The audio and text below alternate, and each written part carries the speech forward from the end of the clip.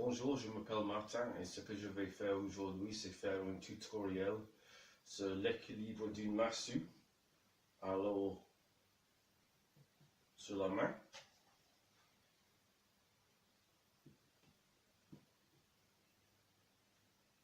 Et sur la tête.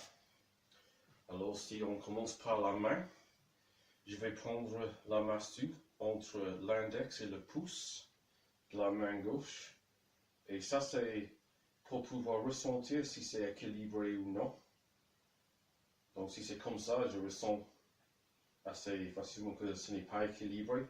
Si c'est comme ça, je le ressens aussi que c'est bien contre le pouce. Alors, j'essaie de trouver le plus entre les deux que je peux avant d'enlever ma main gauche. Et puis, je regarde toujours le plus haut que je peux voir. Et je n'arrête jamais de bouger.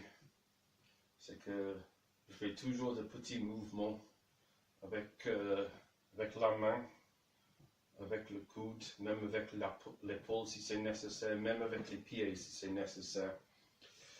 Et ce qui est important, c'est que le haut ne peut pas tomber à travers le bas. Alors, quand ça va à gauche, avec ma main, je vais à gauche. Ça va à droite, avec ma main, je vais à droite. J'essaie de toujours faire les mouvements les plus petits que je peux. Et aussi, ce qui est important, c'est que c'est rare de se frapper, c'est possible de se frapper, mais c'est rare. Et même si je le fais, ça ne fait pas mal. Alors, sur la tête, même principe entre l'index et le pouce. Pour avoir le plus équilibré que je peux pour commencer.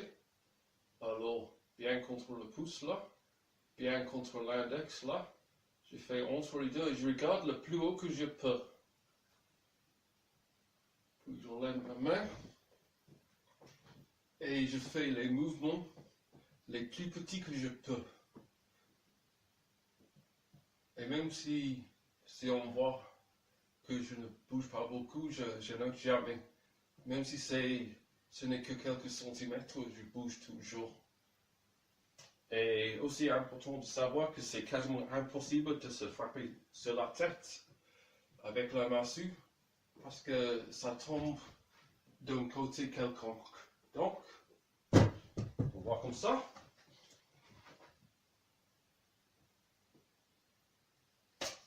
Donc, ça tombe toujours d'un côté quelconque. Alors, pour faire un sommaire entre l'index et le pouce, regardez le haut, enlevez la main gauche. Regardez, n'arrêtez pas de bouger. Sur la tête, même chose.